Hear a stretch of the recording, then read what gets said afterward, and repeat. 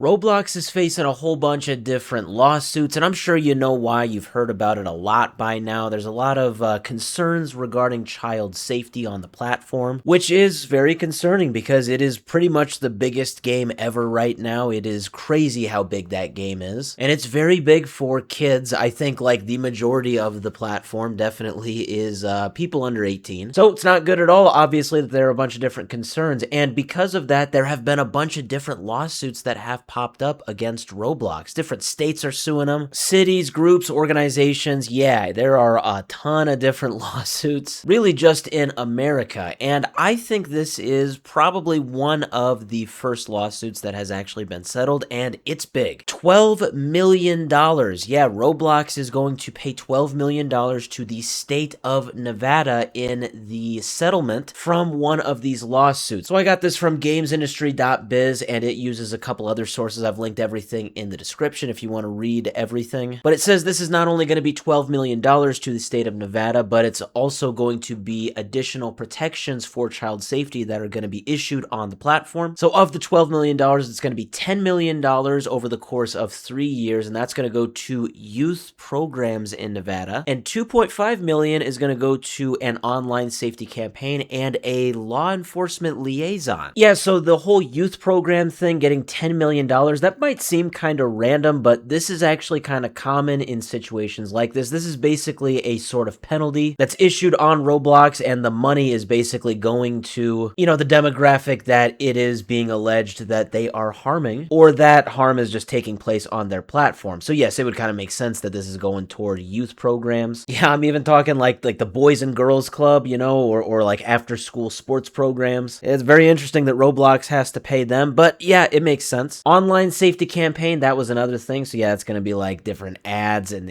teaching kids how to stay safe online. Again, kind of the same thing as the youth program thing. The law enforcement liaison too, that's kind of interesting. So I think this is basically going to be somebody issued at Roblox, like somebody that works there, whose job it is to basically communicate with the police, make sure everything is safe. And we also see that, yes, Roblox is going to expand parental controls, limit chat options for users under 16, and remove encryption for minors' chats. This is going to be implemented nationwide by early June, it says. So not just in the state of Nevada, but all of the U.S. And they even got a statement from the Nevada Attorney General. Yeah, it's pretty serious. But yeah, sounds like they really worked together to get this settlement. So, that's good overall. It is crazy, though, in the grand scheme of things, because in one of those sources that gamesindustry.biz was using, Reuters, they said, this is just from their article, that Roblox is facing more than 140 lawsuits in federal court right now. This includes the states of Texas, Kentucky, Louisiana, Iowa, Nebraska, Tennessee, and Florida. So yeah, everybody represent, okay? Is your state